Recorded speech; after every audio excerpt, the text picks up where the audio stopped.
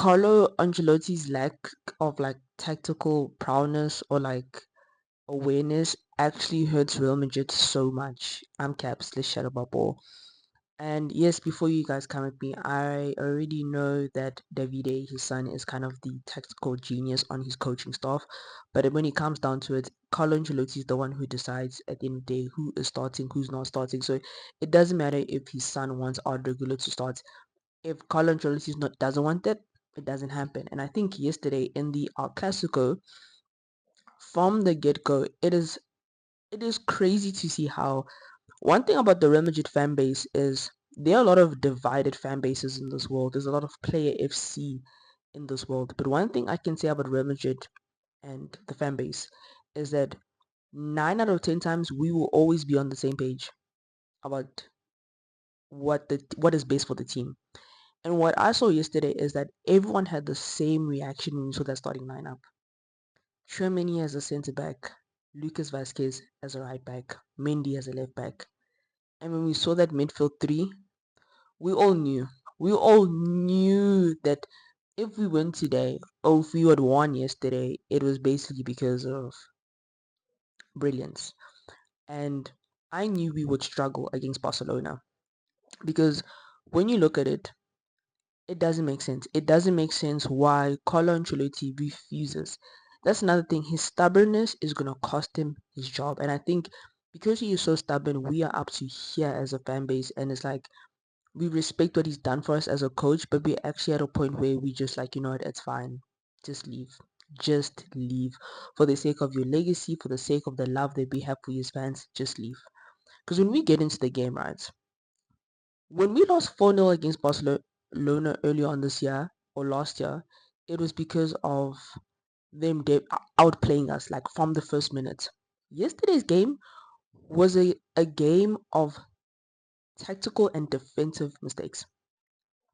When I look at it, Real Madrid could have won yesterday. When I look at the form that we've been on, when we look at how we've been playing, we could have won. Um, because I feel like Jude has gotten his confidence, Mbappe's gotten his confidence, Rodrigo's playing a lot better. Yes, Vinny is a hit and miss, but you know what? We were playing better. I think the version of Real Madrid that played yesterday compared to when we faced Barcelona early on, this team could have won. So when I look at the team, I don't blame yesterday's loss on the team. I blame it on Carlo Ancelotti because yes, Tchouaméni had a horrendous game. Camavinga, poor game. Jude was missing. Valverde looked lost. Mbappe was actually the best player on the pitch. Um, Rudiger had a decent game. But when I look at it, at the end of the day, I blame Carlo Ancelotti because Barcelona is like what 3-1 up, 4-1 up. We go into halftime. Everyone can see it. Camavinga needs to come out. Tchouaméni needs to come out. What does he do? He only takes out Camavinga and he leaves Tchouaméni. Actually three goals yesterday were costed by Tchouaméni. And I don't understand why Carlo Ancelotti refuses to play Asensio. I understand that Real Madrid are being stubborn in not wanting to buy players in the January transfer window. They tried to buy Trent, didn't work out. But when I actually look at it, I'm like, we have Asensio. Why are we not starting Asensio? If you want to play Tchouaméni, just play in his preferred position as a defensive midfielder. I don't understand why he continues to be stubborn and continues to start Tchouaméni as a centre back. Why he continues to be stubborn and starts Lucas Vasquez as a right back. Lucas Vasquez is a good substitute when your right back has been playing 30 out of the 50 games and you need him to rest. But playing him game in, game out, it doesn't work out because you're not always gonna verse a Mallorca and an Espanyol. You're gonna come against teams like Barcelona, like Manchester City, like Liverpool that will exploit our defense. And yesterday, that's what happened. Despite having one of if not the best goalkeeper in the world, it does not matter if the defense is poor. And also, not to talk about the gaps in the midfield, and that is another thing. I don't understand why Carlo Ancelotti refuses to use the more technical players on the bench. We have players like Dani Ceballos, Arda Güler, Modric sitting on the bench. When in a game like this, when Barcelona have decided to set up with Pedri, Gavi, I forgot the third midfield, it's like Kamado or something like that. When they decide to play in a system like that, it only makes sense that you need to counter that with a good holding midfielder and B, a good technical player. It didn't, because now what happened is that we had a situation where, because our defense was so poor, Jude, Valverde, and Camavinga were constantly having to run back. And that's what happened in the first El Clasico, where Jude is basically a right back because he constantly had to track back. Valverde in this game was now the right back because he constantly had to track back. So now we're constantly tracking back. So now when we're tracking back and running up and down, the players are getting tired. So now they start making sloppy mistakes. So now they start um what's this, conceding fouls, because when we get the ball, we don't know what, like, it. You need a player that is able to break down plays. You need a player that in the moments when you win the ball back, he's able to set it off, because now it's like, okay, Jude is winning the ball back, but there's no one up front, and because there's no one up front to kind of link up the play, we keep doing the same thing where we are expecting Vinicius and Rodrigo to keep running down the flanks, and that's not always going to work. It worked once or twice, but overall it's not going to work. So when I look at it overall, the tactics were just poor. And I don't know, guys, if I don't know, if I was a coach, after that third goal goes in, I don't care if it's the 20th minute, the 30th minute, I am making the substitution and I'm taking out the players. Carlo Ancelotti's stubbornness is costing Norwich, because even at the press conference he's like, yeah, I at halftime I told the guys we need to defend well. What? Like, and it's so frustrating because we didn't need to lose yesterday. We really did. Like, yesterday could have been such a good game. We did not need to lose. Like, we did not need to lose. And I think it's time for Carlo to go. I'm over it, because I can see how he is costing the game. I don't understand why he also won't give players like Endrick and Arda a chance. We have players on the bench that can be used, but he refuses to use them. Coming back against you, Danny Ceballos, who had such a good game during the week. Ada had such a good game, so why would you not use them? We're literally getting run down by 17-year-olds in this Barcelona team.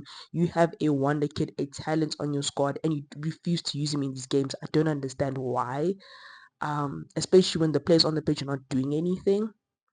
But um it's games like this where you realize that yes, Carlo Ancelotti is a great manager, and because of his man management, he's able to bring out the best in players. But sometimes it costs the team, because you do sometimes need that manager who understands the tactics, who understands the modern game, and is able to adapt. And I feel like that's what a lot of these old guys don't have, is that they're not able to adapt to the modern game or modern football. So what you have is that you have these old heads in coaching, and we have the modern game, and they just can't adapt. And I feel like Carlo Ancelotti is just not adaptable. And I feel like we need a new coach. We need a younger coach who understands the modern game, who understands when tactical changes need to be made. And it was just really disappointing to lose yesterday. And it's one thing to lose a game, like it's one thing to lose, like I said, but it's another thing to be humiliated. Like, if there's two teams in this world that I hate losing against, it's Barcelona, because obviously they are rivals, and Atletico Madrid. Those two teams, every time we lose against them, it's like, oh. And also, it's the fact that he just makes our players look bad. You know how frustrating just constantly having to defend your players against another team's players, because the conversation always comes up, oh, Pedri is better than Jude. Guys, you know what, that's a conversation for another day. But yeah, hats off to Hansel Flick, Lamin Yamal, um Lewandowski, Rafinha, really good games. Even when they had the defensive shakes with the red card and whatever, I still think they had a good game. Really strong tactically, really strong in terms of how they defended and held the ball in those last 40 minutes when Szczesny got the red card. And I think overall, Hansel Flick, what a man, guys. What a man. What a coach. And they have a really good team. I don't know. It is a marathon, so I still believe Real Madrid will finish the season with more trophies than Barcelona. But it always hurts when they get the bragging rights and the bragging points. And yeah, on to the next. And I think on my last thought, one of the most frustrating things is that we could go and win the next game, and whether or not we play good, Carlo Ancelotti will still think that he's right. Like, that's what's so frustrating, that because we have such a good team, it's like when you come up against like a Mallorca, right? We could play bad but still win. And I think because we're winning and we have points, um, Carlo Ancelotti feels like he's right, and that's why he hasn't gotten sacked yet. I feel like we need to have like a Benitez season where we're like seventh. I feel like we need to like I feel like we need to suffer. Like Manchester United, we need to suffer for long-term success. And I feel like with Real Madrid, because we are first in the league, we're just about to make it for the Champions League. We're still in the Copa del Rey. They're like, it's okay, Carlo Ancelotti, he can still do well. Nope. I honestly believe that if we keep Carlo Ancelotti, he's going to cost Real Madrid this season. And I don't think he's the man to get the best out of the players anymore. So yeah, those are my thoughts. I'm Cavs Football. I hope you enjoyed this video. Like, comment, subscribe. I just like talking about ball, man, and I hope that you guys like my content. And if you're watching this, thank you so much. If you made it to the end of this, thank you so much. Appreciate your support. Please continue to share, like, subscribe, and yeah, more content coming this year.